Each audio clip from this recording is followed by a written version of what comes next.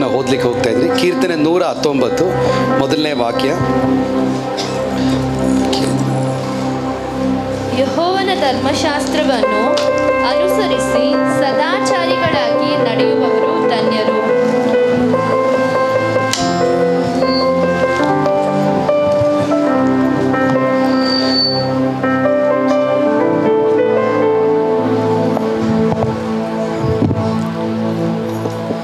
ಇಂಗ್ಲೀಷಲ್ಲಿ ಓದ್ತಾ ಇದ್ವಿ. Psalms 119:1. Blessed are those whose ways are blameless. Blessed are those who are undefiled, who walk according to the law of the Lord. ಅದೇ ನಾವು ವಾಕ್ಯವನ್ನು ಓದಿರೋದು.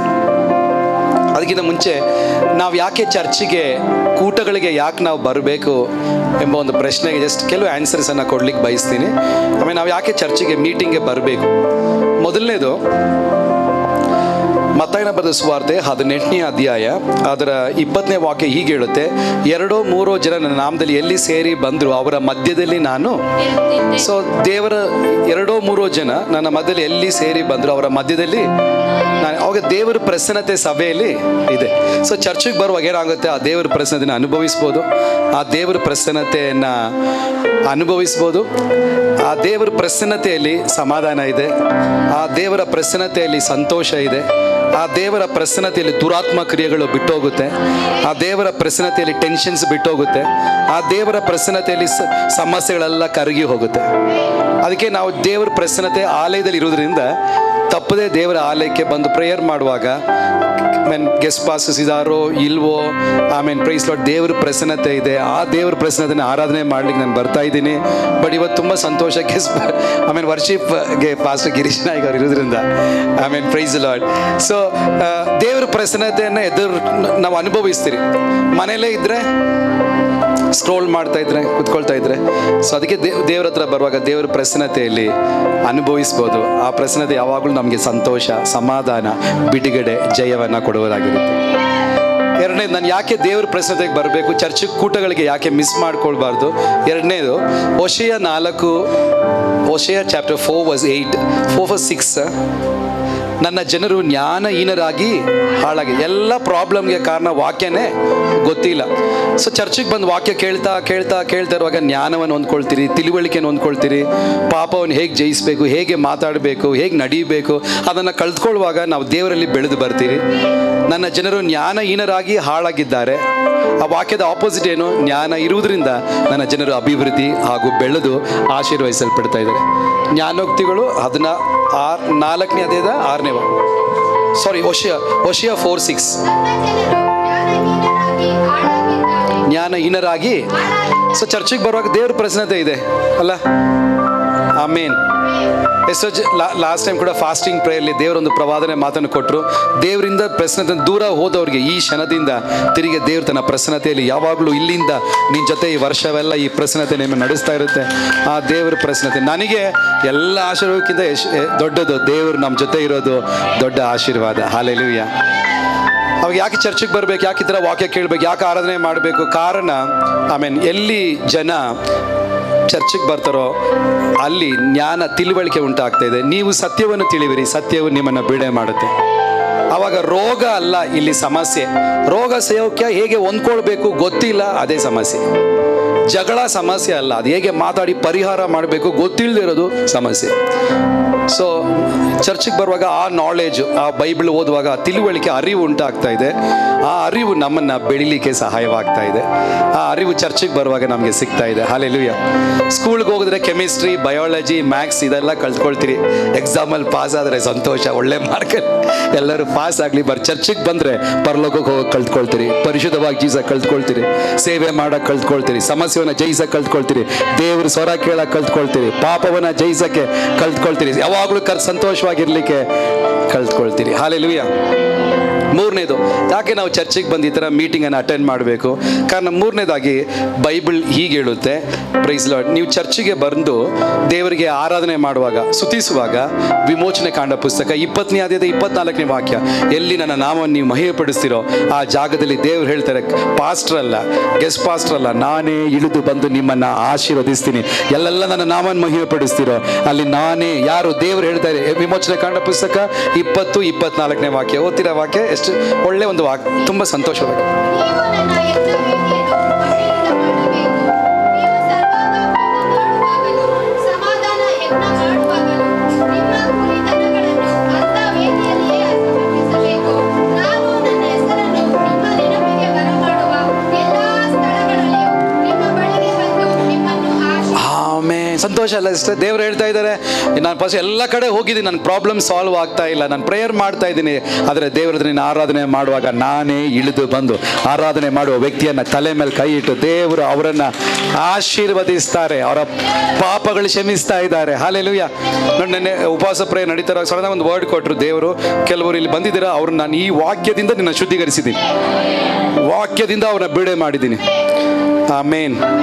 So ಚರ್ಚಿಗೆ ಯಾಕೆ ನಾನು ಬರಬೇಕು, ಯಾಕೆ ನಾನು ಆರಾಧನೆ ಮಾಡಬೇಕು? ಕಾರಣ, ದೇವರೇ ನನಗೆ ಇಷ್ಟು ಆಯುಸ್ ಕೊಟ್ಟಿದ್ಯಾ, ಆರೋಗ್ಯ ಕೊಟ್ಟಿದ್ಯಾ, ಕೆಲಸ ಕೊಟ್ಟಿದ್ದಕ್ಕೆಲ್ಲ ನಿನಗೆ ಸ್ತೋತ್ರ ಮಾಡೋಕ್ಕೆ ಒಂದು ಭಾನುವಾರ ನನ್ನ ಆರಾಧನೆ ಮಾಡುವಾಗ, ದೇವರನ್ನ ಸ್ತುತಿಸುವಾಗ, ಕೃತಜ್ಞತೆ ಸಲ್ಲಿಸುವಾಗ ಆ ಆರಾಧನೆ ಮಾಡುವ ವ್ಯಕ್ತಿಯ ಮೇಲೆ ದೇವರ ಪ್ರಸನ್ನತೆ ಇಳಿದು ಬರುತ್ತೆ. ಇವಾಗವರೆಗೂ ಇಲ್ದಿರುವಂಥ ಒಂದು ಕೃಪೆ, ಆಮೇಲೆ ಇಲ್ದೇವರೆಗೂ ಇವತ್ತವರೆಗೂ ಇಲ್ದಿರುವಂಥ ಒಂದು ಆಶೀರ್ವಾದ. ದೇವ್ರ ಹೇಳ್ತಾ, ನಾನು ಬರ್ತಾ ಇದ್ದೀನಿ, ಸುಮ್ಮನೆ ಬರ್ತಾ ಇಲ್ಲ, ನಿನ್ನ ಆಶೀರ್ವಾದ ಮಾಡೋಕ್ಕೆ, ನಿನ್ನ ಕಣ್ಣೀರನ್ನು ಓಡಿಸೋಕ್ಕೆ, ನಿನ್ನ ಪ್ರಾರ್ಥನೆಗೆ ಉತ್ತರವನ್ನು ಕೊಡೋಕ್ಕೆ, ಒಂದು ಹೊಸ ಅಧಿಕಾರವನ್ನು ಕೊಡೋಕ್ಕೆ, ರಹಸ್ಯವನ್ನು ಕಳಿಸ್ಕೊಡೋಕ್ಕೆ, ಹೊಸ ಹೊಸ ಆಶೀರ್ವಾದನ ಕೊಡೋಕ್ಕೆ ನಾನು ಬಂದು ನಿಮ್ಮನ್ನು ಆಶೀರ್ವದಿಸ್ತೀನಿ. ಅದಕ್ಕೆ ಇದು ಆಶೀರ್ವಾದ ಇರುವ ಜಾಗ. ನಮ್ಮ ದೇವರು ಶಾಪ ಕೊಡುವ ದೇವರಲ್ಲ, ಶಾಪವನ್ನ ಆಶೀರ್ವಾದವನ್ನಾಗಿ ಮಾಡುವ ದೇವರು. Hallelujah. Amen. Praise Lord. So ನಮ್ಮನ್ನ ಆಶೀರ್ವಾದ ಮಾಡುವ ದೇವರು ನಮ್ಮ ದೇವರು. ಅವಾಗ ನೀವು ಆಶೀರ್ವಾದ ಮಾಡೋ ಟೈಮಲ್ಲಿ ಇಲ್ಲ ಅಂದರೆ, ಅಲ್ಲಿಲ್ಲ ಅಂದರೆ ಆ ಆಶೀರ್ವಾದ ಮಿಸ್ ಆಯ್ತಾ? ಮಿಸ್ ಆಯ್ತು. ಆಮೇಲೆ ಚರ್ಚಿಗೆ ಬರುವಾಗ ಆರೋಗ್ಯ ಇದೆ. ಬೈಬಲ್ ಹೇಳುತ್ತೆ, ಬೆನ್ನು ಗೂಣಿ ಆದ ಸಹೋದರಿ ಇದ್ದಳು, ಇವಳು ದೇವಾಲಯಕ್ಕೆ ಬರ್ತಾ ಇದ್ಳು, ಸೌಖ್ಯ ಆಗ್ಲಿಲ್ಲ, ನಿಲ್ಲಿಸಲಿಲ್ಲ, ಹೋಗ್ತಾನೆ ಇದ್ಲು. ಒಂದು ದಿನ ಯೇಸು ಸ್ವಾಮಿ ಬಂದ್ಬಿಟ್ಟು ಸಡನ್ ಆಗಿ ಅವಳನ್ನು ನೋಡಿ ಮುಟ್ಟಿ ಅವಳಿಗೆ ಸೌಖ್ಯ ಕೊಟ್ಟರು. ಆ ಅಮ್ಮ ಆ ದಿನ, ಅಯ್ಯೋ ನಮಗೆ ಕಾವೇರಿ ನೀರು ಬಿಟ್ಟಿದ್ದಾರೆ ಪಾಸ್ಟರ್ನ, ಬಂದಿಲ್ಲ ಅಂತ ಹೇಳಿದ್ರೆ ಆ ಜೀವಮಾನವೆಲ್ಲ ಗೂಣಾಗೆ ಇರಬೇಕಾಗಿತ್ತು. ಕರೆಕ್ಟ್ ಅವಳು ಹೋಗ್ತಾ ಇದ್ಲು, ಬಿಡುಗಡೆ ಸಿಕ್ಲಿಲ್ಲ, ಹೋಗ್ತಾನೆ ಇದ್ಲು. ಒಂದು ದಿನ ಆ ದಿನ ಯೇಸುನೇ ದೇವಾಲಯದಲ್ಲಿ ಬಂದು ಅವಳ ಮುಟ್ಟಿ ಸೌಖ್ಯ ಮಾಡಿ ಹಿಂಗಿರುವ ಅಮ್ಮ ನಡ್ಕೊಂಡು ಹೋಗ್ತಾ ಇದ್ದಾರೆ. ಕಾರಣ ನಮ್ಮ ದೇವರು ರೋಗ ಸೌಖ್ಯ ಮಾಡೋ ದೇವರು. ಆಮೇನ್. ಅವಾಗ ನಮಗೆ ಬಿಡುಗಡೆ ಸಿಕ್ಲಿಲ್ಲ ಅಂದ್ಬಿಟ್ಟು ನಿಲ್ಲಿಸಬೇಡಿ, ಬರ್ತಾನೆ ಇರಿ. ಹಾಲೆಲೂಯಾ. ಪ್ರೇಯರ್ ಮಾಡ್ತಾನೆ ಇರಿ, ಪ್ರೇಯರ್ ಮಾಡ್ತೇನೆ. ಒಂದು ದಿನ ದೇವರೇ ಇಳಿದು ಬಂದು ಹಾಲೆಲೂಯಾ ನಿನ್ನ ಮಕ್ಕಳಿಗೆ ಸೌಖ್ಯವನ್ನು ಕೊಡ್ತಾರೆ. ದೇವರೇ ಇಳಿದು ಬಂದು ಆಮೇಲೆ ರೋಗವನ್ನು ವಾಸಿ ಮಾಡ್ತಾರೆ. ದೇವರೇ ಇಳಿದು ಬಂದು ನಿನ್ನ ದುಃಖವನ್ನು ಅದು ದೇವರು ಮಾಡುವ ಕೆಲಸ. ಹಾಲೆಲೂಯಾ. ಅದಕ್ಕೆ ನೆಂಟರು ಬಂದರು, ಗಂಟು ಮೂಟೆ ಎಲ್ಲ ಕಟ್ಕೊಂಡು ಪಾಸ ರಾಯಚೂರಿಂದ ಬಂದ್ಬಿಟ್ಟಿದ್ದಾರೆ. ನಮ್ಮ ನೆಂಟರನ್ನು ಕರ್ಕೊಂಡು ಬಾ, ಅವ್ರಿಗೂ ಸೌಖ್ಯ ಬೇಕು ಅಲ್ಲ, ಅವ್ರಿಗೂ ಸೌಖ್ಯ ಬೇಕು. Price the lord. ಸೊ ಯಾಕೆ ನಾನು ಚರ್ಚಿಗೆ ಬರ್ಬೇಕಾನ? ಚರ್ಚಲ್ಲಿ ಸೌಖ್ಯ ಇದೆ. ಸೌಖ್ಯದಲ್ಲಿ ಎರಡು ಭಾಗ ಇದೆ. ಒಂದು ಶಾರೀರಿಕ ಸೌಖ್ಯ ಹಾಗೂ ಆಂತರ್ಯ ಸೌಖ್ಯ. ಆಂತರ್ಯ ಸೌಖ್ಯಕ್ಕೆ ಪಾಪನೇ ಒಂದು ಕಾಯಿಲೆ, ಪಾಪ ಒಂದು ಕಾಯಿಲೆ. ಅದಕ್ಕೆ ಟ್ರೀಟ್ಮೆಂಟ್ ಕೊಡದೇ ಇದ್ರೆ ಪಾಪ ಜಾಸ್ತಿ ಆಗಿ ಆಗಿ ಆಗಿ ಪೇಷಂಟ್ ಸೀರಿಯಸ್ ಕಂಡೀಷನ್ಗೆ ಹೋಗ್ತಾರೆ. ಮಾರ್ಕನ ಬರೆದ ಸುವಾರ್ತೆಯಲ್ಲಿ ಪಾಪವನ್ನು ರೋಗಕ್ಕೆ ಹೋಲಿಸಿದ್ದಾರೆ. ಪಾಪವನ್ನು ರೋಗಕ್ಕೆ ಹೋಲಿಸಿದ್ದಾರೆ. Praise the Lord. ಮಾರ್ಕನ ಬರೆದ ಸುವಾರ್ತೆ 2ನೇ ಅಧ್ಯಾಯ 17ನೇ ವಾಕ್ಯ, 16-17ನೇ ವಾಕ್ಯ. ಸೊ ಕೆಲವರು ಬಂದು ಹೇಳಿದ್ರು, ಯಾಕೆ ಯೇಸು ಸ್ವಾಮಿ ಪಾಪಿಗಳ ಜೊತೆ ಕುತ್ಕೊಂಡು ಮಾತಾಡ್ತಾ ಇದ್ದಾರೆ, ಊಟ ಮಾಡ್ತಾ ಇದ್ದಾರೆ ಅಂತ ಒಂದು ಕಂಪ್ಲೇಂಟ್ ಬಂತು. ಫರಿಸಾಯರಾದ ಶಾಸ್ತ್ರಿಗಳು ಆತನ ಹಿಂದೆ ಹೋಗಿ, ಆತನು ಪಾಪಿಗಳ ಮತ್ತು ಸುಂಕದವರ ಸಂಗಡ ಊಟ ಮಾಡುವುದನ್ನು ಕಂಡು ಆತನ ಶಿಷ್ಯರಿಗೆ, ಈತನು ಸುಂಕದವರ ಮತ್ತು ಪಾಪಿಗಳ ಸಂಗಡ ಊಟ ಮಾಡುತ್ತಾನೆ ನೋಡಿರಿ ಎಂದು ಹೇಳಿದರು. ಯೇಸು ಅದನ್ನು ಕೇಳಿ, ಕ್ಷೇಮದಿಂದಿರುವವರಿಗೆ ವೈದ್ಯನು ಬೇಕಾಗಿಲ್ಲ, ಕ್ಷೇಮವಿಲ್ಲದವರಿಗೆ ಬೇಕು. ಪಾಪವನ್ನು ರೋಗಕ್ಕೆ ಹೋಲಿಸಿದ್ದಾರೆ. ಅವಾಗ ಪಾಪ ನಮಗೆ ದೇವರ ಶರೀರದಲ್ಲಿ ಮಾತ್ರ ಅಲ್ಲ, ಚರ್ಚಿಗೆ ಬರುವಾಗ ವಾಕ್ಯ ಕೇಳುವಾಗ ದೇವರ ಪ್ರಸನ್ನದಲ್ಲಿ ಪಾಪ ಮಾನಸಾಂತರ ಉಂಟಾಗುತ್ತೆ, ಪಶ್ಚಾತ್ತಾಪ ಉಂಟಾಗುತ್ತೆ. ಪಾಪವನ್ನು ಅರಿಕೆ ಮಾಡಿ ನಾವು ಬಿಟ್ಬಿಡ್ತೀರಿ. ಪಾಪವನ್ನು ಜಯಿಸೋಕೆ ಕೂಡ ಚರ್ಚಿಗೆ ಬರುವಾಗ. ಸೊ ಎರಡು ಥರ ಕಾಯಿಲೆ, ಆಚೆ ಶರೀರದಲ್ಲೂ ಸೌಖ್ಯ, ಆಮೇಲೆ ಪಾಪದಿಂದನೂ ಬಿಡುಗಡೆ ದೇವರು ಕೊಡ್ತಾರೆ. ಹಾಲೆಲೂಯಾ. ಶಾರೀರಿಕ ಸೌಖ್ಯ ನನಗೆ ಎಷ್ಟು ಸಮಯ ನಾನೇ ವರ್ಷಿಪ್ ಲೀಡ್ ಮಾಡಬೇಕು ಫಾಸ್ಟಿಂಗ್ ಪ್ರೇಯರ್ಲಿ, ಬಟ್ ತಲೆನೋವಿದೆ, ಬಟ್ ಯಾರೂ ಇಲ್ಲ, ನಾವು ಲೀಡ್ ಮಾಡಲೇಬೇಕು. ಸೊ ತಲೆನೋವಲ್ಲೇ ಬಂದು ಆರಾಧನೆ ಮಾಡ್ತಾ ಇದೆ. 2ನೇ ಆಡುವಾಗ ತಲೆನೋವು ಹೋಯಿತು, ಸೌಖ್ಯನೂ ಆಯಿತು. ಚರ್ಚಿಂದ ಹೋಗುವಾಗ ಸಂತೋಷದಿಂದ ಹೋಗಲಿಕ್ಕೆ ದೇವರು ಸಹಾಯ ಮಾಡಿದ್ರು. ಹಾಲೆಲೂಯಾ. ನಾನು ಸತಿ ಕೂಡ ಫಾಸ್ಟಿಂಗ್ ಪ್ರೇಯರ್ ನಡೀತಾ ಇರುವಾಗ, ಆಮೇಲೆ ಪ್ರೇಯರ್ ಮಾಡ್ತಾ ಇರುವಾಗ ಬಾಡಿ ಪೇನ್ಸ್, ಶರೀರದಂಥ ಬಾಡಿ ಪೇನ್ ದೇವರು ಸೌಖ್ಯವನ್ನು ಕೊಟ್ಟರು. ಆಮೇನ್. ಸೊ ದೇವರ ಆಲಯದಲ್ಲಿ ಸೌಖ್ಯ ಇದೆ. ಸೊ ನೀವೇನು ಮಾಡಬೇಕು, ಚರ್ಚಿಗೆ ಬಂದು ಆರಾಧನೆ ಮಾಡುವಾಗ ಇಲ್ಲಿ ಸೌಖ್ಯ. ಹಾಸ್ಪಿಟ್ಲಿಗೆ ಹೋಗ್ಬೋದು, ಆ ಡಾಕ್ಟ್ರ್ ಎಲ್ಲ ಬೆಳಗ್ಗೆ 20 ರಾತ್ರಿ 20 ಈ 40 ತಿಂದು ಸೈಡ್ ಎಫೆಕ್ಟಲ್ಲೇ ಇನ್ನೊಂದು ಹೊಸ ಕಾಯಿಲೆ ಬರುತ್ತೆ. ಬಟ್ ದೇವರು ಸೌಖ್ಯ ಕೊಡುವಾಗ ಸೈಡ್ ಎಫೆಕ್ಟ್ ಇರಲ್ಲ, ಪರಿಪೂರ್ಣ ಸೌಖ್ಯವನ್ನು ಕೊಡ್ತಾರೆ. ನಮ್ಮ ದೇವರ ಹೆಸರು ಜೆಹೋವಾ ರಾಫಾ, ನಮ್ಮ ರೋಗಗಳನ್ನು ಗುಣ ಮಾಡುವ ದೇವರು. ಹಲ್ಲೆಲೂಯಾ. ಸೊ ಯಾಕೆ ಚರ್ಚಿಗೆ ಬರಬೇಕು ಅಂತ ಕೆಲವು ಕಾರಣಗಳನ್ನು ಜಸ್ಟ್ ನಿಮ್ಮ ಹತ್ರ ತಿಳಿಸ್ತಾ ಇದೆ. Praise Lord. ಇನ್ನೂ ಏನು ಕಾರಣಗಳು ಚರ್ಚಿಗೆ ಬರೋಕ್ಕೆ? ಒಂದೊಂದು ಕಾರಣ ಕೂಡ ಟೈಮ್ ಇಲ್ಲ, ಆಲ್ರೆಡಿ ಟೈಮ್ ಆಗಿದೆ. ಚರ್ಚಿಗೆ ಬರುವಾಗ ನಮ್ಮ ವರಗಳನ್ನು ನಾವು ಉಪಯೋಗಿಸ್ಬೋದು. ಹಾಡೋ ವರಗಳನ್ನು ಉಪಯೋಗಿಸ್ತಾರೆ, ಕ್ಯಾಮ್ರಾದವರು, ಮ್ಯೂಸಿಕ್ ಬಾರ್ಸೋರು. ಅವಾಗ ಚರ್ಚಿಗೆ ಬರದೇ ಇದ್ರೆ ಮನೆಯಲ್ಲೇ ಕೂತ್ಕೊಂಡು ಬೆಡ್ಡಲ್ಲಿ ಏನು ವರ ಉಪಯೋಗಿಸ್ತಾರೆ, ಹಿಂಗೆ ನಿದ್ದೆ ಮಾಡಿ ಸೀರಿಯಲ್ ನೋಡ್ತಾ ಇದ್ರೆ. ಅದಕ್ಕೆ ಚರ್ಚಿಗೆ ಬರುವಾಗ ನೀವು ಬೇರೆಯವ್ರಿಗೊಂದು ಒಳ್ಳೆ ಮಾತನ್ನು ಹೇಳ್ತೀರಾ, ನಿಮ್ಮ ವರಗಳು ಗ್ರೋ ಆಗ್ತಾ ಇದೆ. ಈಗ ನಾವು ಚರ್ಚಿಗೆ ಬಂದು ನಾನು ವಾಕ್ಯ ಸಾರ್ತಾ ಇದ್ದೀನಿ, ಕೆಲವರು ಹಾಡು ಆಡ್ತಾ ಇದ್ದಾರೆ, ಕೆಲವರು ಸಾಕ್ಷಿ ಹೇಳ್ತಾ ಇದ್ದಾರೆ. ಬಟ್ ಎಲ್ಲಕ್ಕಿಂತ ಉತ್ತಮವಾದ ಕಾರ್ಯ ಚರ್ಚಲ್ಲಿ ದೇವರು ಇದ್ದಾರೆ. ಎಷ್ಟು ಜನರಿಗೆ ಚರ್ಚಿಗೆ ಬಂದ ಮೇಲೆ ಸೌಖ್ಯ ಸಿಕ್ಕಿದೆ? ಅವ್ರು ಮಾತ್ರ ಕೈ ಎತ್ತಿ ಹೇಳ್ತೀರಾ? ಕೈ ನೋಡಿ, ಇಷ್ಟು ಜನರಿಗೆ ಸೌಖ್ಯ ಸಿಕ್ಕಿದೆ. ಹಲ್ಲೆಲೂಯಾ. ಸಿಂಪಲ್ ಕಾರಣ, ಯೇಸು ಸ್ವಾಮಿ ರೋಗ ವಾಸಿ ಮಾಡೋ ದೇವರು. ನನಗೆ ಚಿಕ್ಕ ವಯಸ್ಸಲ್ಲಿ ಆಸ್ಮಾ ಕಾಯಿಲೆ, ಟ್ಯಾಬ್ಲೆಟ್ ಇಲ್ಲದೆ ಏಸಪ್ಪ ಸೌಖ್ಯ ಕೊಟ್ಟರು. ಸಿವಿಯರ್ ಬ್ಯಾಕ್ ಪೇನ್, ವಾಕ್ಯ ಕಳಿಸಿದೇವ್ರು ಸೌಖ್ಯ ಕೊಟ್ಟರು. ಸಿವಿಯರ್ ಕತ್ತು ನೋವು, ವಾಕ್ಯ ಕಳಿಸಿದೇವ್ರು ಸೌಖ್ಯ ಕೊಟ್ಟರು. ಶುಗರ್ ಪ್ರಾಬ್ಲಮ್, ನನಗೆ ಪಾಸ್ಟ್ ಅಂತ ಕಾರಣಕ್ಕೆ ಎಲ್ಲರೂ ಪ್ರೀತಿಯಿಂದ ಡಬ್ಬ ಸ್ವೀಟನ್ನು ತರ್ತಾಯಿದ್ರು. ನಾವು ಅದು ತಿಂದು ಶುಗರ್ ರಾಕೆಟ್ ಸ್ಪೈಸಲ್ಲಿ ಮೇಲೆ ಹೋಗ್ಬಿಟ್ಟಿತ್ತು. ನಾನು ಹಾಸ್ಪಿಟ್ಲಿಗೆ ಹೋದಾಗ ಡಾಕ್ಟರ್ ಹೇಳಿದ್ರು, ನೀವು ಲೈಫ್ ಟೈಮ್ ಮೆಡಿಸಿನ್ ತಗೊಳ್ಬೇಕು ಅಂತ ಹೇಳಿದ್ರು. ಅದು ಕೇಳಿದಾಗ ತುಂಬ ಬೇಜಾರಾಯಿತು. ಲೈಫ್ ಸ್ಟೈಲ್ ಡಿಸೀಸ್ ದೇವ್ರು ಸೌಖ್ಯ ಕೊಡ್ತಾರೆ ಅಂತ ಪ್ರಾರ್ಥನೆ ಮಾಡಿದೆ. ಆಮೇಲೆ ನನಗೆ ರಿಪೋರ್ಟ್ ಬಂತು. ಶುಗರ್ 98. ಇವಾಗ ಅವ್ರು ಹೇಳಿದ್ರು ಸ್ವಲ್ಪ ಸ್ವೀಟ್ ತಿನ್ಬೋದು, ಕಾರಣ ಕಮ್ಮಿ ಆಗ್ಬಿಡುತ್ತೆ ಅಂತ ಕಾರಣಕ್ಕೆ. ಸೊ ದೇವರಿಗೆ ಶುಗರನ್ನು ಸೌಖ್ಯ ಕೊಡೋಕ್ಕಾಗುತ್ತೆ, ಲೈಫ್ ಸ್ಟೈಲ್ ಡಿಸೀಸ್ನ ಸೌಖ್ಯ ಕೊಡೋಕ್ಕಾಗುತ್ತೆ. ಎಂಬುದು ತುಂಬ ಅದ್ಭುತವಾದ ಕಾರ್ಯ. ಹಲ್ಲೆಲೂಯಾ. ನಿನ್ನ ಪ್ರಸನ್ನತೆಯಲ್ಲಿ ರೆಕ್ಕೆ ಇಲ್ಲದೆ ಹಾರುವೆ, ನಿನ್ನ ಸಮ್ಮುಖದಲ್ಲಿ ಕೊರತೆ ಇಲ್ಲದೆ ಬಾಳುವೆ. ನಿನ್ನ ಪ್ರಸನ್ನತೆಯಲ್ಲಿ ರೆಕ್ಕೆ ಇಲ್ಲದೆ ಹಾರುವೆ, ನಿನ್ನ ಸಮ್ಮುಖದಲ್ಲಿ ಸುಳ್ಳಾದ ನನ್ನನ್ನು ಸತ್ಯವಾಗಿ ಮಾಡಿದೆ, ಮನಾದ ನನ್ನನ್ನು ನಿನ್ನ ಕಣ್ಗಳು ಕಂಡಿತು. ಸುಳ್ಳಾದ ನನ್ನನ್ನು ಸತ್ಯವಾಗಿ ಮಾಡಿದೆ, ಮನಾದ ನನ್ನನ್ನು ನಿನ್ನ ಕಣ್ಗಳು ಕಂಡಿತು. ನಿನ್ನ ಪ್ರಸನ್ನತೆಯಲ್ಲಿ ರೆಕ್ಕೆ ಇಲ್ಲದೆ ಹಾರುವೆ, ನಿನ್ನ ಸಮ್ಮುಖದಲ್ಲಿ ಕೊರತೆ ಇಲ್ಲದ ಬಾಳುವೆ. ಆಮೇನ್. ಸೊ ಒಂದು ಸೌಖ್ಯನೂ ದೇವ್ರು ಕೊಟ್ಟರು. ಆಮೇಲೆ ನಾನು ಕೂಡ ಸ್ವಲ್ಪ ಲೈಫ್ ಸ್ಟೈಲ್ ಚೇಂಜ್ ಮಾಡಿಕೊಂಡೆ.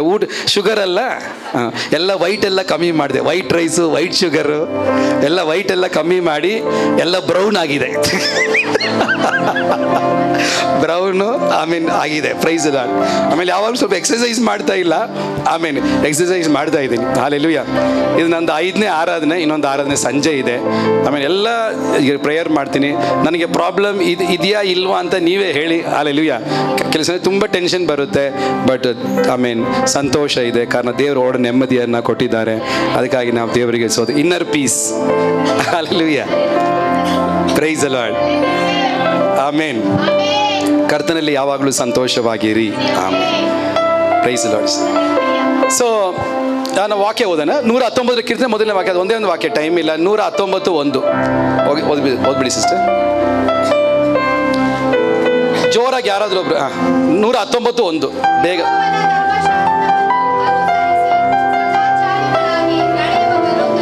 ಆಮೇನ್. ಯಾರು ಧನ್ಯರು? ದೇವರ ವಾಕ್ಯವನ್ನು ಅನುಸರಿಸಿ ಸದಾಚಾರಿಯಾಗಿ ನಡೆಯುವವರು ಧನ್ಯರು. ಸದಾಚಾರಿ ಎಂಬ ಮಾತಿನ ಅರ್ಥ ಕೆಲವು ವಿವರಿಸ್ತೀನಿ. ಸದಾಚಾರಿ ಅಂದರೆ ಪಾಪ ಇಲ್ದಿರೋನು. ಲೋಕದಲ್ಲಿ ಪಾಪಗಳಿದೆ, ಬಟ್ ಇವನು ಪಾಪದಲ್ಲಿ ಅಶುದ್ಧಪಡಿಸ್ಕೊಳ್ಳದೆ ಪರಿಶುದ್ಧವಾಗಿ ಕಾಪಾಡಿಕೊಳ್ಳುವನು. ಎರಡನೇ ಅರ್ಥ ನೀತಿವಂತನು. ನಾಲ್ಕನೇ ಅರ್ಥ ದೇವ್ರ ಮುಂದಗಡೆ ಅವನಿಗೆ ಯಾವ ತಪ್ಪು ಕಂಪ್ಲೇಂಟು ಇಲ್ಲ. ದೇವ್ರ ಮುಂದೆನೂ ಇಲ್ಲ, ಮನುಷ್ಯರ ಮುಂದೆನೂ ಕಂಪ್ಲೇಂಟ್ ಇಲ್ಲ. ದೇವ್ರು ಹೇಳ್ತಾರೆ ಇವನು ಯಾವ ದೋಷನೂ ಇಲ್ಲ ಅಂತ ದೇವರು ಮಾತು ಕೊಡ್ತಾ ಇದ್ದಾರೆ. ನೀವು ಮಾತು ಕೊಡೋದಲ್ಲ, ಕಾರಣ ನೀವು ನಿಮ್ಮನ್ನು ನೋಡುವಾಗ ಕರೆಕ್ಟ್ ಅನ್ಸುತ್ತೆ, ಬಟ್ ದೇವ್ರು ನೋಡುವಾಗ ತಪ್ಪಿರುತ್ತೆ. ನಾವು ನೋಡೋದ್ರಲ್ಲೂ ದೇವ್ರು ನೋಡೋದ್ರಲ್ಲೂ ವ್ಯತ್ಯಾಸ ಇದೆ. ಆಮೇನ್. ದಾವೀದನು ಹೇಳ್ತಾ ಇದ್ರೆ, ದೇವ್ರು ನನ್ನ ಜೀವಿತದಲ್ಲಿ ಏನಾದರೂ ತಪ್ಪಿದ್ರೆ ನನಗೆ ತೋರಿಸ್ಕೊಡಿ. ಅವನ ಕಣ್ಣಲ್ಲಿ ಅವ್ನು ಕರೆಕ್ಟ್ ಆಗಿದ್ದ, ಬಟ್ ದೇವ್ರ ಕಣ್ಣಲ್ಲಿ ತಪ್ಪುಗಳಿತ್ತು. ಕಾರಣ ಬೈಬಲ್ ಹೇಳುತ್ತೆ, ಮರೆಯಾಗಿರುವ ಪಾಪಗಳು ನನಗೆ ತೋರಿಸ್ಕೊಡು. ಅದರ ಅರ್ಥ, there are sins even is not visible by my own eye, only God can reveal it to me and deliver it me from those sins. ಅದೇ ಕೀರ್ತನೆಗಾರ ಹೇಳಿ. ಸೊ ಸದಾಚಾರಿ ಅಂದ್ರೆ ಏನು? ದೇವ್ರ ಮುಂದೆ ಕರೆಕ್ಟು. ಲೋಕದಲ್ಲೆಲ್ಲ ಪಾಪಗಳು ಹೆಚ್ಚಾಗ್ತಾ ಇದೆ, ಬಟ್ ಇವನ್ ಪಾಪ ಮಾಡದೆ, ಅಶುದ್ಧ ಪಡಿಸ್ಕೊಳ್ದೆ, ಅವನು ತನ್ನ ನಾಲಿಗೆ, ಶರೀರ, ಹೃದಯ ಅಶುದ್ಧ ಪಡಿಸ್ಕೊಳ್ದೆ ಕಾಪಾಡ್ಕೊಳ್ತಾ ಇದ್ದಾನೆ. ಅವನು ಧನ್ಯನು. ಅವನ ಮೇಲೆ ದೇವರ ಆಶೀರ್ವಾದ ಬರುತ್ತಂತೆ. ಯಾರ ಮೇಲೆ? ಪಾಪ ಮಾಡ್ಕೊಳ್ದೆ, ಅಶುದ್ಧ ಪಡಿಸ್ಕೊಳ್ದೆ, ದೇವರೇ ನಾನು ನೀತಿವಂತನಾಗಿ ಬದುಕ್ತೀನಿ, ನನ್ನ ಕೈಲಿ ಎಷ್ಟಾಗುತ್ತೆ ಅಷ್ಟು ಪ್ರಯತ್ನ ಮಾಡ್ತೀನಿ, ದೇವ್ರ ಸಹಾಯ ಕೂಡ ತಗೊಳ್ತೀನಿ, ನನಗೆ ಪರಿಶುದ್ಧವಾಗಿರಬೇಕು 2026ನೇ ವರ್ಷ ಅಂತ ಒಂದು ತೀರ್ಮಾನ ತಗೊಳ್ತಾರಲ್ಲ, ಅವನ ಮೇಲೆ ದೇವರ ಆಶೀರ್ವಾದ ಬರುತ್ತಂತೆ. ಎಲ್ಲರ ಮೇಲೆ ಅಲ್ಲ, ಇವ್ರ ಮೇಲೆ ದೇವರ ಆಶೀರ್ವಾದ ಬರುತ್ತೆ. ಹಂಗಂದ್ರೆ ಸದಾಚಾರ ಅಂದ್ರೆ ಏನು? ಅರ್ಥ ಏನು? ನೀತಿವಂತ, ಪಾಪ ಮಾಡ್ಕೊಳ್ದೆ ಪರಿಶುದ್ಧವಾಗಿದ್ದಾನೆ. ಅದಕ್ಕೆ ಫಾಸ್ಟಿಂಗ್ ಪ್ರೇಯರ್ ಬರಬೇಕು. ನೋಡಿ, ಕೊರ್ನೆಲಿಯಸ್ ಪಾಸ್ ಒಂದು ಮಾತು, ಈ ಪೌಲನ 3 ರೀತಿಯ ವ್ಯಕ್ತಿ ಹೇಳ್ತಾರೆ. Natural man, carnal man, spiritual man. Carnal man ಅಂದ್ರೆ, ನ್ಯಾಚುರಲ್ ಮ್ಯಾನ್ ಅಂದ್ರೆ ರಕ್ಷಣೆನೇ ಹೊಂದಿಲ್ಲ. ಮಾಂಸಿಕನು ಅಂದ್ರೆ ರಕ್ಷಣೆ ಹೊಂದಿದ್ದಾನೆ, ಆದ್ರೆ ತಿರುಗಿ ಹಳೆಯ ಪಾಪ ಸ್ವಭಾವದಲ್ಲಿ ಜೀವಿಸ್ತಾ ಇದ್ದಾನೆ. ಆತ್ಮಿಕ ವ್ಯಕ್ತಿ ಅಂದ್ರೆ ಪರಿಶುದ್ಧಾತ್ಮನಿಂದ ಟೋಟಲ್ ಆಗಿ ಕಂಟ್ರೋಲ್ ಆಗಿ ದೇವರ ವಾಕ್ಯ ಪ್ರಕಾರ 2 ಕಂಟ್ರೋಲ್ ಅಲ್ಲಿ ಹೋಗ್ತಾ ಇದ್ದಾನೆ, ಆತ್ಮಿಕವಾದ ವ್ಯಕ್ತಿ. ಸೊ ಮಾಂಸಿಕವಾದ ವ್ಯಕ್ತಿ ಅಂದ್ರೆ ಪಾಪ ಸ್ವಭಾವದಲ್ಲಿ ಜೀವಿಸ್ತಾ ಇದ್ದಾನೆ, ಅಂಥವ್ರಿಗೆ ಫಾಸ್ಟಿಂಗ್ ಬೇಕು. ಆಮೇನ್. ಸೊ ಕೆಲವು ಪಾಪ ಸ್ವಭಾವಗಳು ನಮ್ಮನ್ನು ಬಿಟ್ಟು ಹೋಗ್ಬೇಕಾದ್ರೆ ಫಾಸ್ಟಿಂಗಲ್ಲಿ ಅದು ಬಿಟ್ಟು ಹೋಗುತ್ತೆ. ಕಾರಣ ಫಾಸ್ಟಿಂಗ್ ತಗೊಳ್ಳುವಾಗ ನಮ್ಮ ಶರೀರದ, ಒಂದು ಸಿಸ್ಟರ್ ಹೇಳ್ತಾರೆ, ಪಾಸ್ ನಾನು ತುಂಬ ಮಾತಾಡ್ತೀನಿ, ಬೆಲ್ಲು ಬ್ರೇಕ್ ಇಲ್ದಂಗೆ ಮಾತಾಡ್ತೀನಿ. ಆವಾಗ ಅವರು 3 ದಿವಸ ಫಾಸ್ಟಿಂಗ್ ತಗೊಂಡ್ರು. ಫಾಸ್ಟಿಂಗ್ ಇವಾಗ ಬಾಯೇ ತೆಗಿಯೋಕೆ ಆಗ್ತಾ ಇಲ್ಲ. 3 ದಿನ ಫಾಸ್ಟಿಂಗ್ ಆದಮೇಲೆ ಬಾಯೇ ತುಂಬ ವೀಕ್ ಆಗಿಬಿಟ್ಟಿದ್ದಾರೆ. ಅದು ಮಾತ್ರ ನಾವು ಫಾಸ್ಟಿಂಗ್ ತಗೊಳ್ಳುವಾಗ ಪಾಪ ಸ್ವಭಾವಗಳು ಇಟ್ ಬಿಕಮ್ಸ್ ವೀಕ್, ಅದು ವೀಕ್ ಆಗುತ್ತೆ. ಎರಡನೇದು ಕನ್ಸಿಸ್ಟೆಂಟ್ ಪ್ರೇಯರಲ್ಲಿ ವೀಕ್ ಆಗುತ್ತೆ. ಪಾಪಗಳು ಹೇಗೆ ವೀಕ್ ಆಗುತ್ತೆ ಅಂದರೆ ಬಲ ಇಲ್ದಂಗೆ ಆಗುತ್ತೆ ನಮ್ಮ ಜೀವಿತ ಅಂದರೆ ಫಾಸ್ಟಿಂಗಲ್ಲಿ. ಅದಕ್ಕೆ ವಾರಕ್ಕೆ 1 ದಿವಸ ಆದರೂ ಫಾಸ್ಟಿಂಗ್ ತಗೊಂಡು, ಎಲ್ಲಿ ವೀಕ್ ಇದರೋ ಆ ವಿಷಯ ದೇವ್ರ ಕೈಲಿ ತೊಗೊಂಡು, ದೇವರ ಇದರ ಮೇಲೆ ನನಗೆ ಬಿಡುಗಡೆ ಬೇಕು. ಕಾರಣ ಉಪವಾಸ ದೇವರ ಶಕ್ತಿಯನ್ನು ತರ್ತಾ ಇದೆ. ಉಪವಾಸ ಪಾಪದ ಶಕ್ತಿಯನ್ನು ನಿರ್ಮೂಲ ಮಾಡ್ತಾ ಇದೆ. ಉಪವಾಸ ಪಾಪವನ್ನು ಜಯಿಸುವ ಶಕ್ತಿ ಕೊಡ್ತಾ ಇದೆ. ಉಪವಾಸ ತಗೊಳ್ಳುವಾಗ ಪರಿಶುದ್ಧಾತ್ಮನ ಇಳಿದು ಬಂದು ಆ ಪಾಪ ಸ್ವಭಾವನ ಸುಟ್ಟಾಗ್ತಾ ಇದ್ದಾರೆ. ಆಮೇಲೆ ಆ ಪಾಪವನ್ನು ಇಲ್ಲದಂಗೆ ಮಾಡ್ತಾ ಇದ್ದಾರೆ. ಸೊ ಉಪವಾಸ ಪ್ರಾರ್ಥನೆ ತುಂಬ ಮುಖ್ಯ. ನಾವು ಫಾಸ್ಟಿಂಗ್ ತಗೊಳ್ಬೇಕು. 1. ಎರಡನೇದು, ನಮ್ಮ ಶರೀರವಂಥ ಪಾಪ ಸ್ವಭಾವಗಳು ವೀಕ್ ಆಗಬೇಕು. ಅದು ಕೋಪ ಇರ್ಬೋದು, ದ್ವೇಷ ಆಗಿರ್ಬೋದು, ಅಹಂಕಾರ ಆಗಿರ್ಬೋದು, ಸ್ವಾರ್ಥತೆ ಆಗಿರ್ಬೋದು, ಚಾಡಿ ಹೇಳೋ ಸ್ವಭಾವ, ಏನು ಕೆಟ್ಟ ಅಭ್ಯಾಸಗಳಿದ್ರು ಕನ್ಸಿಸ್ಟೆಂಟ್ ಪ್ರೇಯರಲ್ಲಿ ಅದು ವೀಕ್ ಆಗುತ್ತೆ. ಕನ್ಸಿಸ್ಟೆಂಟ್ ಪ್ರೇಯರ್ ಅಂತ ಅಲ್ಲ, ಕನ್ಸಿಸ್ಟೆಂಟ್ ಪ್ರೇಯರ್ ಅಂತ ಹೇಳ್ತಾರೆ. ಅದೇನು ಕನ್ಸಿಸ್ಟೆಂಟ್ ಪ್ರೇಯರ್? ಕನ್ಸಿಸ್ಟೆಂಟ್ ಪ್ರೇಯರ್ ನಾನು ಬೆಳಗ್ಗೆ 6 ಗಂಟೆಯಿಂದ 7 ಗಂಟೆವರೆಗೂ ನೆಕ್ಸ್ಟ್ 1 ತಿಂಗಳು ತಪ್ಪದೆ ಕಂಟಿನ್ಯೂ ಆಗಿ ಪ್ರೇಯರ್ ಮಾಡ್ತಾ ಇದ್ರೆ ಭಯಂಕರ, 1 ವಾರ ಆಗುವಾಗಲೇ ದೇವ್ರ ಪ್ರಸನ್ನತೆ ಭಯಂಕರವಾಗಿ ಇಳಿದು ಬಂದು ಆ ವ್ಯಕ್ತಿಯನ್ನು ಶಕ್ತಿ ಕೊಡುತ್ತೆ. Consistent prayer. ನಾನು 1 ದಿವಸ ಪ್ರೇಯರ್ ಮಾಡಿಬಿಟ್ಟು ಮಾರನೇ ದಿವಸ ಪ್ರೇಯರ್ ಮಾಡಿಲ್ಲ ಅಂತಲ್ಲ, 15 ನಿಮಿಷ ಆದರೂ ಪರವಾಗಿಲ್ಲ, ಅರ್ಧ ಗಂಟೆ ಆದರೂ ಪರವಾಗಿಲ್ಲ, ಡೈಲಿ 6ರಿಂದ 6:30 ಆ ಟೈಮಲ್ಲಿ ನಾನು ಡೈಲಿ ಪ್ರೇಯರ್ ಮಾಡ್ತೀನಿ. ಆ ಟೈಮ್ ನೀವು ಕನ್ಸಿಸ್ಟೆಂಟ್ ಆಗಿ ಒಂದು 3 ವಾರ, 2ನೇ ವಾರದಿಂದನೇ ಬಲವಾದ ದೇವರ ಪ್ರಸನ್ನತೆ ಇಳಿದು ಬರುತ್ತೆ. ಆಮೇಲೆ ಆ ಪಾಪದ ಶಕ್ತಿಯನ್ನು ಮುರಿದು ನಮಗೆ ಜಯವನ್ನು ಕೊಡುತ್ತೆ. ಅದಕ್ಕೆ ಯೇಸು ಸ್ವಾಮಿ ಹೇಳಿದ್ರು, ಯೇಸು ಸ್ವಾಮಿ ಯಾವಾಗಲೂ ಎದ್ದೇಳೋ ಥರ ಬೆಳಗ್ಗೆ ಎದ್ದು ಪ್ರೇಯರ್ ಮಾಡಿದ್ರು. ದಾನಿಯೇಲ ಕುರಿತು ಬರೆಯಲ್ಪಟ್ಟಿದ್ದು, ಅವ್ರು ಯಾವಾಗಲೂ 3 ಸತಿ ಪ್ರೇಯರ್ ಮಾಡೋ ಥರ ಬೆಳಗ್ಗೆ, ಮಧ್ಯಾಹ್ನ, ರಾತ್ರಿ ಪ್ರೇಯರ್ ಮಾಡ್ತಾ ಇದ್ರು. ಅದಕ್ಕೆ ಸೈತಾನ್ನ ಶಕ್ತಿಗಳು ನಿರ್ಮೂಲ ಮಾಡಿ ಜಯಿಸಲಿಕ್ಕೆ ದಾನಿಯೇಲಗೆ ಸಹಾಯವಾಗ್ತದೆ. ಹಾಲೆಲೂಯಾ. ಸೊ ಎಷ್ಟು ಹಂಗೆ ಪ್ರೇಯರ್ ಮಾಡ್ತೀರಾ? ಕನ್ಸಿಸ್ಟೆಂಟ್ ಪ್ರೇಯರ್ಗೆ ಒಪ್ಪಿಸ್ಕೊಡಿ. ಅದು ಪಾಪವನ್ನು ಇಲ್ದಂಗೆ ಮಾಡುತ್ತೆ, ಹ್ಯಾಬಿಟ್ಸ್ನ ಇಲ್ದಂಗೆ ಮಾಡುತ್ತೆ. ಹಾಲೆಲೂಯಾ. ಅದಕ್ಕೆ ನಾವು ದೇವ ಸೇವಕರು ಅಂತ ಹೇಳುವಾಗ we like to control people, but I should have control over my self. ನಿಜನೇ ಇಲ್ಲ ಅಷ್ಟು ನಾನು ಎಲ್ಲರನ್ನ ಕಂಟ್ರೋಲ್ ಮಾಡ್ತೇನೆ ಅಂದ್ಬಿಟ್ಟು ನನ್ನನ್ನು ಕಂಟ್ರೋಲ್ ಮಾಡೋಕ್ಕಾಗಿಲ್ಲ ಅಂದರೆ, so as a leader I have failed. So I should know I put my tongue in control, my anger in control, and that helps you to control other people as well. Clear? ಅದಕ್ಕೆ ದೇವರು ಶಕ್ತಿ ಕೊಡುವಾಗ, ಜನರ ಮೇಲೆ ಶಕ್ತಿ ಕೊಡುವಾಗ, ಆ ಶಕ್ತಿ first ನನ್ನ ಮೇಲೆ ಶಕ್ತಿ ಇರಬೇಕು, ನನ್ನ ಕಣ್ಣ ಮೇಲೆ, ನನ್ನ ನಾಲಿಗೆ ಮೇಲೆ, ಸ್ವಭಾವದ ಮೇಲೆ. And that makes a genuine leader. ಚಪ್ಪಳದಲ್ಲಿ ನಾವು ದೇವರಿಗೆ ಸ್ವತಃ. ಸೊ ಸದಾಚಾರಿಯಾಗಿ ನಡುವವನ ಮೇಲೆ ಆಶೀರ್ವಾದ ಬರುತ್ತೆ. ಹಾಗಂದ್ರೆ ಆಶೀರ್ವಾದ ಅಂದ್ರೆ ಏನು? ಆಶೀರ್ವಾದ ಎಂಬ ಪದಕ್ಕೆ ಅನೇಕ ಅರ್ಥಗಳಿದೆ. ಒಂದು, ಒಳಗಡೆ ಸಮಾಧಾನ ಇರುತ್ತೆ. ಯಾರಿಗೆ? ನೀತಿವಂತನಿಗೆ, ಎಲ್ಲರಿಗೂ ಅಲ್ಲ, ನೀತಿವಂತನಿಗೆ. ಯಾರು ದೇವ್ರು ನಾನು ಪರಿಶುದ್ಧವಾಗಿರ್ತೀನಿ, ಪಾಪವನ್ನು ಬಿಟ್ಟು ನಾನು ಜೀವಿಸ್ತೀನಿ ಅಂತ ನಾನು ನಡ್ಕೊಳ್ತಾನೋ ಅವನಿಗೆ ದೇವ್ರು ಹೇಳ್ತಾರೆ, ಅವನಿಗೆ ಸಮಾಧಾನ ಇರುತ್ತೆ. ಎಲ್ಲಿ ಬರೆದಿದೆ? ಕೀರ್ತನೆ 29:11, ನಾನು ನನ್ನ ಜನರನ್ನು ಸಮಾಧಾನದಿಂದ ಆಶೀರ್ವದಿಸ್ತೀನಿ. ಅದಕ್ಕೆ ಅಲ್ಲೇ ಹೇಳಿದೆ ಸಮಾಧಾನ ಇದೆಯಾ ಅಂತ. ಇದು ನಂದು 5ನೇ ಆರಾಧನೆ, ಇನ್ನೊಂದು ಆರಾಧನೆ ಸಂಜೆ ಇದೆ. ತುಂಬ ಜನರಿಗೆ ಪ್ರೇಯರ್ ಮಾಡ್ತೀನಿ, ಸಭೆ ನಡೆಸೋದು ತುಂಬ ಕೆಲಸ ಇರುವ ಕಾರ್ಯ. ಆದರೂ ಮನಸ್ಸಲ್ಲಿ ಭಯಂಕರ ಸಮಾಧಾನ. ಪಕ್ಕದಲ್ಲಿ ಭೂಕಂಪ ಇದ್ರೂ ಒಳಗಡೆ ಸಮಾಧಾನ. ಹಲ್ಲೆಲೂಯಾ. ನೀವು ಯಾರು ಭೂಕಂಪ ಆಗಬೇಡಿ. Price the lord. 29:11 ವಾಕ್ಯದಲ್ಲಿ ಅದಕ್ಕೆ ನೋಡಿ, ದಾನಿಯೇಲ್ ನೀತಿವಂತ. ನಾಳೆ ಸಿಂಹದ ಗುಹೆಯಲ್ಲಿ ಆಗ್ತಾರೆ ಅಂತ ಹೇಳುವಾಗ ಹೆಂಗಿರುತ್ತೆ? ನಾನು ಲಾಸ್ಟಲ್ಲಿ ಮಲೇಷ್ಯಾ ಹೋದಾಗ, ಸೇವೆ ಮಾಡೋಕೆ ಹೋದಾಗ, ಆ ಪಾಸ್ಟ್ ಹೇಳಿದ್ರು, ಫಸ್ಟ್ ನಾನು ಜೈಲ್ ಸೇವೆ ಮಾಡ್ತೀನಿ, ನಾನು ಮರಣದಂಡನೆಗೆ ವಿಧಿಸಿದ ಕೈದಿಗಳ ಹತ್ರ ಮಾತಾಡ್ತೀನಿ, ತುಂಬ ನೋವಾಗುತ್ತೆ. ಬಟ್ ಅಂಥವ್ರು ಕೂಡ ಯೇಸುವನ್ನು ಸ್ವೀಕರಿಸುವಾಗ ಭಯಂಕರ ಸಂತೋಷ ಪಾಸ್ಟರ್. ಸೊ ಕೈದಿ ಅವ್ರಿಗೆ ಸಾಯುವ ದಂಡನೆ ಇರೋರಿಗೆ ನಾಳೆ ಸಾಯ್ತೀನಿ ಅಂದ್ರೆ ಹೆಂಗಿರ್ತಾರೆ? ಬಟ್ ಪೇದ್ರು ನಾಳೆ ಸಿಂಹದ ಗುಹೆಯಲ್ಲಿ ಹೋಗ್ತಾನೆ ಅಂತ ಹೇಳಿದಾಗ, ಆಮೇಲೆ ಪೇದ್ರು ಅಲ್ಲ, ಸಾರಿ, ದಾನಿಯೇಲ್ಗೆ ಏನು ಟೆನ್ಷನ್ ಇಲ್ಲ. ಕಾರಣ ದೇವ್ರು ಹೇಳಿದ್ರು, ನೀನು ನೀತಿವಂತನು, ಆ ಸಿಂಹದ ಬಾಯಿ ನೋಡ್ಕೊಳಕ್ಕೆ ನಾನು ದೂತರನ್ನ ಕಳಿಸಿದ್ದೀನಿ, ಏನು ತಲೆ ಕೆಡಿಸ್ಕೊಳ್ಬೇಡ, ಅದು ಏನು ಆಗಲ್ಲ. ಆ ಸಿಂಹದ ಗುಹೆಯಲ್ಲಿ ಎಷ್ಟೋ ಜನ ಹೋಗಿ ಯಾರೂ ವಾಪಸ್ ಬಂದಿಲ್ಲ, ನೀನೇನು ಭಯಪಡಬೇಡ, ಕಾರಣ ಟೆನ್ಷನೇ ಇಲ್ಲ. ಕಾರಣ ಯೇಸು ಸ್ವಾಮಿ ಹೇಳಿದ್ರು, ನನ್ನ ಸಮಾಧಾನ ನಾನು ನಿನಗೆ ಕೊಟ್ಟಿದ್ದೀನಿ. ಸಮಾಧಾನ ಕೊಡುವ ದೇವರು ಈ ಭೂಮಿಯಲ್ಲಿ ಒಬ್ಬರು ಯೇಸು ಕ್ರಿಸ್ತನು.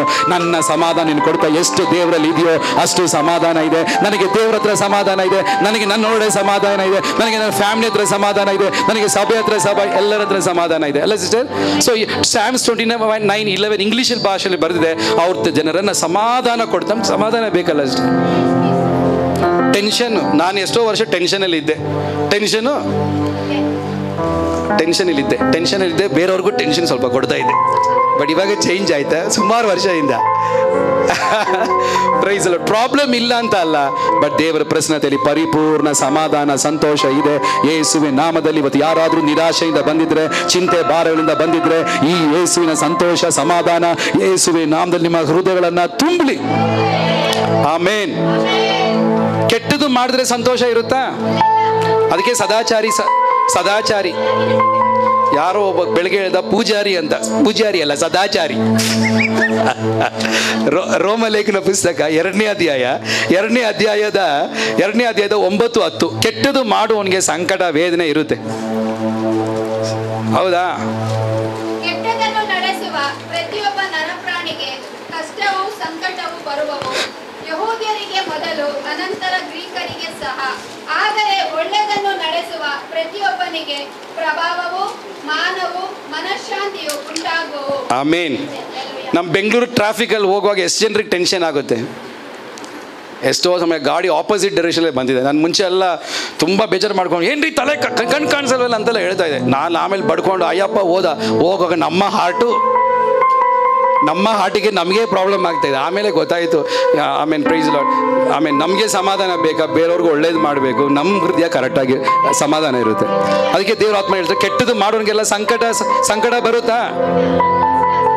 ನೀನು ಬೇರೆಯವ್ರಿಗೆಲ್ಲ ಒಳ್ಳೇದು ಮಾಡ್ತಾ ಇರು, ಬೇರೆಯವ್ರಿಗೂ ಬಡವರಿಗೆ ಊಟ ಕೊಡಿಸೋದು, ಬೇರೆಯವ್ರಿಗೆ ಸಹಾಯ ಮಾಡೋದು, ಬೇರೆಯವ್ರನ್ನೇ ಹೆಲ್ಪ್ ಮಾಡೋದು, ನೀನು ಚೆಂದಾಗಿರ್ತೀಯ, ಸಮಾಧಾನವಾಗಿರ್ತೀಯ.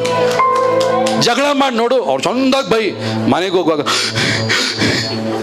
ಆ ವ್ಯಕ್ತಿ ಅಲ್ಲಿ ಚಪಾತಿ ತಿಂತಾ ಇರ್ತಾನೆ ಮನೇಲಿ, ನಿನಗೆ ಸಮಾಧಾನ ಹೋಯ್ತು. ಯಾಕೆ ಸಮಾಧಾನ ಹೋಯ್ತು? ಕಾರಣ ವಾಕ್ಯ ಹೇಳ್ತಾ, ಕೆಟ್ಟದ್ದು ಮಾಡೋನು ಯಾವನಿಗೂ ಸಮಾಧಾನ ಇರಲ್ಲ. Hallelujah. Praise the Lord. So ಒಳ್ಳೇದು ಮಾಡೋರ್ಗೆ ಏನಿದೆ? ಮಹಿಮೆ, ಘನ, ಸಮಾಧಾನ. Hallelujah. Praise the Lord. Amen. ನಾನೇ ಚಿಕ್ಕ ವಯಸ್ಸಲ್ಲಿ ಸೇವೆ ಶುರು ಮಾಡಿದಾಗ, ದೇವರೇ ಇಷ್ಟು ಜನನ ಹ್ಯಾಂಡಲ್ ಮಾಡೋಕ್ಕೆ ಆಗಲ್ಲ, ಇದ್ದಿದೆ 2 ಜನ. ಹಲ್ಲೆಲೂಯಾ. ಇದ್ದಿದೆ 2 ವಿಶ್ವಾಸದಿಂದನೇ ಹ್ಯಾಂಡಲ್ ಮಾಡೋಕೆ ಆಗ್ತಾ ಇಲ್ಲ. ಇವಾಗ ಪರವಾಗಿಲ್ಲ, ಪ್ರೈಸ್ ಲಾರ್ಡ್. 10,000 ಆದರೂ ಕಂಟ್ರೋಲ್ ಮಾಡ್ಕೊಳ್ತೀರಿ. ಕಾರಣ ದೇವರು ಜೊತೆ ಇರುವಾಗ ಸಮಾಧಾನ. ಇಲ್ಲಾಂದ್ರೆ ಪಾಸ್ಟ್ರೇ ಫಸ್ಟು ನಿಮ್ಮೆನ್ಸ್ ಹಾಸ್ಪಿಟಲ್ಗೆ ಹೋಗ್ಬೇಕಾಗತ್ತೆ. ಆಮೇನ್. ಬಟ್ ದೇವ್ರಿಗೆ ಸಮಾಧಾನವನ್ನು ಕೊಡುವ ದೇವರಾಗಿದ್ದಾರೆ. ಬಟ್ ನನಗೆ ತುಂಬ ಏನಂದರೆ ಈ ಕ್ರಿಸ್ಮಸ್ ದಿನ ನಾನು ಹೇಳಿದ್ದೀನಿ, ನೀವೇನು ಮಾಡಿ ಕ್ರಿಸ್ಮಸ್ ಊಟ ಮಾಡಿ ಬೇರೆಯವ್ರಿಗೆಲ್ಲ ಬಿರಿಯಾನಿ ಕೊಡಿ ಅಂದರೆ ಫಸ್ಟ್ ಎಲ್ಲರೂ ನನಗೆ ಬಿರಿಯಾನಿ ಕೊಟ್ಟರು. ಒಂದು ದಿನ 4 ಬಿರಿಯಾನಿ ತಿಂದು 5ನೇ ಬಿರಿಯಾನಿ ತಿಂದಾಗ ಹಾಸ್ಪಿಟಲ್ ಅಡ್ಮಿಟ್ ಆಗಬೇಕಾಗಿತ್ತು ನಾನು. Price Lord. ಸೊ ನಮಗೆ ಪರವಾಗಿಲ್ಲ, ಪ್ರೈಸ್ ಲಾರ್ಡ್, ಹೊಸಬರಿಗೆ ಕೊಡಿ. ಬಟ್ ದೇವ್ರ ವಾಕ್ಯ ಹೇಳುತ್ತೆ, ಆಚರಣೆ ಎಷ್ಟೇ ಬಿರುಗಾಳಿ ಇದ್ರು ನಿನ್ನ ಹೃದಯದಲ್ಲಿ ಅದಕ್ಕೆ ದೇವ್ರ ಆಶೀರ್ವಾದ. ನೀನು ನೀತಿವಂತನಾಗಿರುವಾಗ ನಿನ್ನ ಒಳಗಡೆ ಏನಿದೆ, ಒಂದು ನೆಮ್ಮದಿ, ಇನ್ನರ್ ಪೀಸ್ ಅಂತ ಹೇಳ್ತಾರೆ. ಆಮೇನ್. ಅದಕ್ಕಾಗಿ ದೇವರಿಗೆ ಸ್ತೋತ್ರವನ್ನು ಸಲ್ಲಿಸ್ತಾ ಇದ್ದೀನಿ. ಆಮೇನ್. ನಮ್ಮ ದೇವರ ಹೆಸರೇನು? ಜೆಹೋವಾ. ಆಮೇಲೆ ಸಮಾಧಾನ ಮಾಡೋರು ಧನ್ಯರು. ಎರಡು ಮಧ್ಯದಲ್ಲಿ ಹೋಗಿ ಜಗಳ ಇರುವವರಿಗೆ ಸಮಾಧಾನ ಮಾಡಿದ್ರೆ ಅವರು ದೇವರ ಮಕ್ಕಳು ಎಂಬುದಾಗಿ ಕರೆಯಲ್ಪಡ್ತಾರೆ. ಸೊ ಸಮಾಧಾನಕ್ಕಾಗಿ ಸ್ತೋತ್ರವನ್ನು ಸಲ್ಲಿಸೋಣ. ಹಲ್ಲೆಲೂಯಾ. ಆಮೇನ್. ಎರಡನೇದು, ಆಶೀರ್ವಾದ ಎಂಬ ಪದದ ಎರಡನೇ ಅರ್ಥ ಏನಂದ್ರೆ, ಪ್ರೈಸ್ ಲಾರ್ಡ್, ಆತ್ಮಿಕ ಅಭಿವೃದ್ಧಿ. ಅದು ತಿಳಿಸಿದೆ. ಸ್ಪಿರಿಚುವಲ್ ಇನ್ಕ್ರೀಸ್ ಅಂದ್ರೆ ನೀನು ಸದಾಚಾರಿಯಾಗಿ, ನೀತಿವಂತನಾಗಿ, ಪರಿಶುದ್ಧವಂತರಾಗಿ ಬದುಕ್ತೀನಿ ಕರ್ತನೆ, ನನಗೆ ಪಾಪ ಬೇಡ, ಈ ಪಾಪವನ್ನು ಜಯಿಸ್ಬೇಕು, ಈ ಪಾಪವನ್ನು ಜಯಿಸ್ಬೇಕು, ನನಗೆ ಅದಕ್ಕೆ ಪ್ರಯತ್ನ ಮಾಡ್ತೇನೆ, ಫಾಸ್ಟಿಂಗ್ ತಗೊಳ್ತೇನೆ, ಪ್ರೇಯರ್ ಮಾಡ್ತೇನೆ, ದೇವ್ರ ಕೃಪೆ ಕೇಳ್ತೇನೆ. ಹಾಗೆ ನೀನು ಪರಿಶುದ್ಧವಾಗಿ ಬದುಕುವಾಗ ಎರಡನೇ ಆಶೀರ್ವಾದ, ನೀನು ಆತ್ಮಿಕವಾಗಿ ಬೆಳೀತೀಯ. ಸಡನ್ ಆಗಿ ಹೋದ ವರ್ಷಕ್ಕಿಂತ ಜಾಸ್ತಿ ಪ್ರೇಯರ್ ಮಾಡ್ತಾ ಇದ್ದೀನಿ, ಹೋದ ವರ್ಷಕ್ಕಿಂತ ಜಾಸ್ತಿ ಬೈಬಲ್ ಓದ್ತಾ ಇದ್ದೀನಿ, ಹೋದ ವರ್ಷಕ್ಕಿಂತ ಜಾಸ್ತಿ ಕನಸುಗಳು, ದರ್ಶನಗಳೆಲ್ಲ ದೇವರು ನನಗೆ ಕೊಡ್ತಾ ಇರ್ತಾರೆ. ಆಮೇಲೆ ಪ್ರೈಸ್ ಲಾರ್ಡ್, ಹೋದ ವರ್ಷಕ್ಕಿಂತ ಮಹಿಮೆ ಜಾಸ್ತಿ ಆಗ್ತಾ ಇದೆ, ಅಭಿಷೇಕ ಜಾಸ್ತಿ ಆಗ್ತಾ ಇದೆ. ಹೊಸದಿಕೊಂಡು ಸಿಸ್ಟರ್ ಹೇಳಿದ್ರು, ಪಾಸ್ಟರ್ ನಾನು ಏನೋ ತಿಂಗಳಿಗೆ ಯಾವಾಗಲೋ ಒಂದ್ಸತಿ ಬರ್ತಾ ಇದ್ದೆ, ಕ್ರಿಸ್ಮಸ್ಗೆಲ್ಲ ಲಿಪ್ಸ್ಟಿಕ್ ಎಲ್ಲ ಹಾಕೊಂಡು ಬರ್ತಾ ಇದ್ದೆ. ಬಟ್ ದೇವ್ರ ಕೃಪೆಯಿಂದ ಈ ಸತಿ ನಾನು ಡೈಲಿ ಬರ್ತೀನಿ. ಅದೊಂದು ಆತ್ಮಿಕ ಅಭಿವೃದ್ಧಿ, ಒಂದು ಪ್ರೋಗ್ರೆಸ್ಸೇ. ನಾನು ತಿಂಗಳಿಗೆ 25 ಸತಿ ಜಗಳ ಆಡ್ತಾ ಇದ್ದೆ, ಇವಾಗ ಅದು ಒಂದಾಗಿದೆ. ಅದು ತುಂಬಾ ಸಂತೋಷ. ಕಮ್ಮಿ ಆಗಿದೆ, ಇನ್ಕ್ರೀಸ್ ಆಗ್ತಾ ಇದೆ. ಆಮೇಲೆ ಸೊ ದೇವರ ಆತ್ಮನ ಹೇಳ್ತಾ ಇದ್ದಾರೆ, ನೀನು ಸದಾಚಾರಿಯಾಗಿ ನಡೆದ್ರೆ, ಪ್ರಾರ್ಥನೆ ಮಾಡಕ್ ನಿನ್ ಕೈಲಿ ಆಗದೆ ಇದ್ರು ಪ್ರಾರ್ಥನೆ ಮಾಡುವಂತ ಆತ್ಮ ಬಂದು ನಿನಗೆ ಪ್ರೋತ್ಸಾಹನ ಕೊಟ್ಟು ಪ್ರಾರ್ಥನೆ ಮಾಡಿಸ್ತಾ ಇದೆ.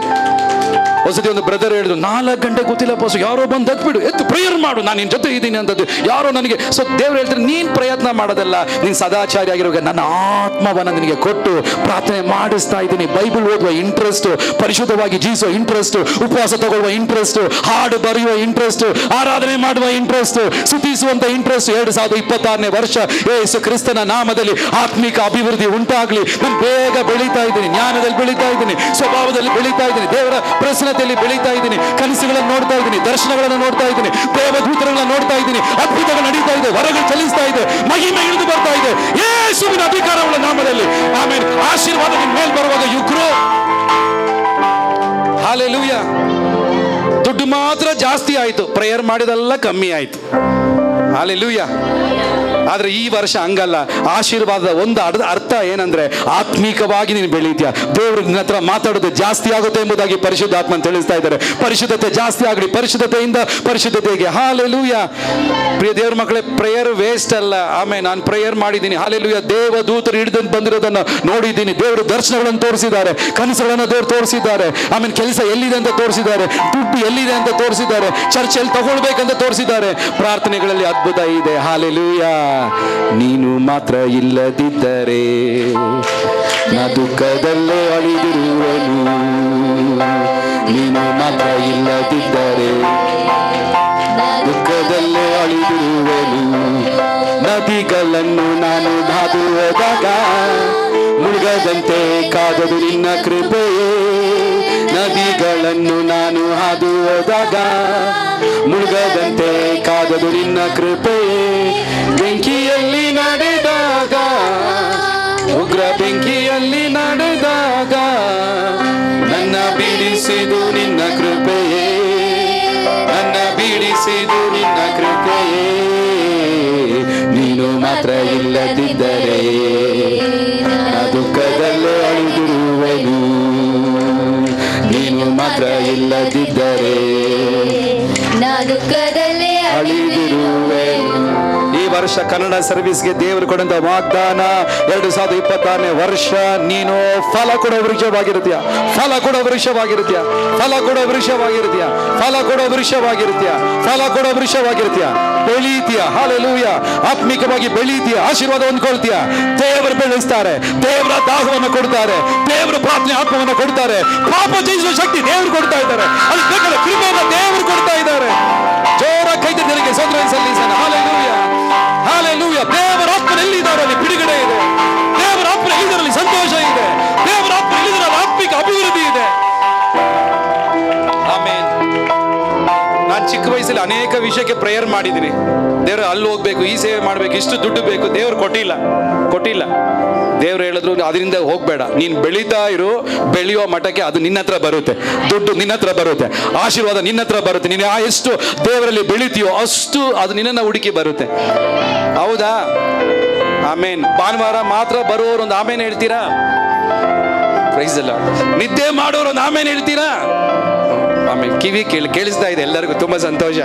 ಅದಕ್ಕೂ ಆಮೇಲೆ ಹೇಳ್ತಾರೆ ಕೆಲವರು, ಅದಕ್ಕೆ ಪ್ರೈಸ್ ಇಲ್ಲ ಒಂದ್ಸತಿ ಆಮೇಲೆ. ನೀವೇ ಸೊ ಸದಾಚಾರಿಯಾಗಿರೋರು ನಾನು ಆಶೀರ್ವದಿಸ್ತೀನಿ, ಆತ್ಮಿಕ ಅಭಿವೃದ್ಧಿ ಉಂಟು. ದೇವ್ರು ಹೇಳ್ತಾರೆ ನಾನು ಕಾರ್ಯ ಮಾಡ್ತೀನಿ, ನಾನು ಡೈರೆಕ್ಟ್ ಆಗಿ ಐ ಗಿವ್ ಯು. ಆಮೇಲೆ ದೇವ್ರು ನಮ್ಮನ್ನ ವಾಕ್ಯಕ್ಕಾಗಿ ದೇವರಿಗೆ ಸ್ತೋತ್ರ ಸರ್. ಸೊ ಏನ್ ಮಾಡ್ಬೇಕು? ನಾನು ಸದಾಚಾರಿ ಆಗ್ಬೇಕಾದ್ರೆ ಏನ್ ಮಾಡ್ಬೇಕು?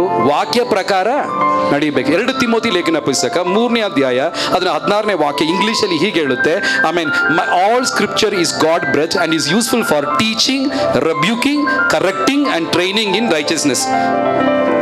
ಸೊ ನೀನು ಹೇಗೆ ನೀತಿವಂತನಾಗ್ತಾ ಇದೆಯಾ, ಹೇಗೆ ಸದಾಚಾರಿ ಆಗ್ತಾ ಇದೆಯಾ?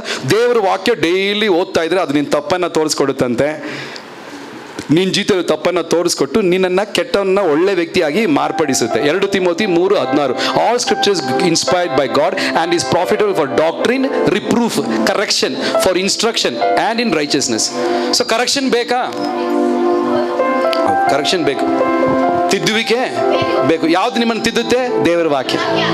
ಆಮೇನ್. ಒಳ್ಳೆ ವಾಕ್ಯಗಳು ಮಾತ್ರ ತಗೊಂಡು ಕ್ಷಮಿಸು ಅಂತ ಹೇಳುವಾಗ ಆ ವಾಕ್ಯ ನನಗಲ್ಲ ಅಂತ ಹೇಳ್ಬೇಡಿ. ಅದು ಬೆಂಡೆಕಾಯಿ ಅಕ್ಷರದಲ್ಲಿ ಬರ್ದಿದೆ, ವಾಕ್ಯ ಕ್ಲಿಯರ್ ಆಗಿ ಬರ್ದಿದೆ. ಎಲ್ಲ ವಾಕ್ಯವೂ ದೇವರಿಂದನೇ ಬಂದಿರೋದು. ಅದು ನಿಮ್ಗೆ ಏನ್ ಮಾಡುತ್ತೆ? ಕೆಲವು ವಾಕ್ಯಗಳು ನಿಮ್ಗೆ ಏನ್ ಮಾಡುತ್ತೆ? ಉಪದೇಶ ಮಾಡುತ್ತೆ. ಖಂಡನೆ ಮಾಡುವಾಗ ಬೇಜಾರು ಮಾಡ್ಕೊಳ್ಬೇಡ. ಕಾರಣ ಯಾಕೆ? ಖಂಡನೆ ನೀನು ತಗೊಂಡ್ರೆ ಬೇಗ ಬೆಳಿತೀಯ. ನನ್ನ ಯಾರು ಖಂಡಿಸಬೇಡ, ನಾನು ಕರೆಕ್ಟ್ ಅಂತ ಹೇಳಿದ್ರೆ ತಪ್ಪು. ಆಮೇಲೆ ಖಂಡನೆಗೂ ತಿದ್ದು ಪಾಠಿಗೂ ನೀತಿ ಶಿಕ್ಷೆಗೂ ಉಪಯುಕ್ತವಾಗಿರುತ್ತೆ. ಸೊ ಯಾಕೆ ನಾನು ಬೈಬಲ್ ಡೈಲಿ ಓದ್ಬೇಕು? ಕಾರಣ ಇಷ್ಟು ಕಾರ್ಯಗಳು ನಿನ್ನ ಜೀವನದಲ್ಲಿ ನಡೀತಾ ಇದೆ. ನಾನು ಹೇಗೆ ನೀತಿವಂತನಾಗ್ತಾ ಇದ್ದೀನಿ, ಹೇಗೆ ಸದಾಚಾರಿ ಆಗ್ತಾ ಇದ್ದೀನಿ, ಹೇಗೆ ಪರಿಶುದ್ಧವುಳ್ಳ ವ್ಯಕ್ತಿ ಆಗ್ತೀನಿ? ದೇವರ ವಾಕ್ಯ. ಈ ವಾಕ್ಯ ನನ್ನನ್ನು ಶುದ್ಧೀಕರಿಸ್ತಾ ಇದೆ. ಈ ವಾಕ್ಯ ಪಾಪದ ಮೇಲೆ ಜಯವನ್ನು ಕೊಡ್ತಾ ಇದೆ. ಈ ವಾಕ್ಯ ನನಗೆ ಖಂಡನೆ ಕೊಡ್ತಾ ಇದೆ. ಈ ವಾಕ್ಯ ನನ್ನ ಸ್ವಭಾವವನ್ನು ತಿದ್ದುತ್ತಾ ಇದೆ.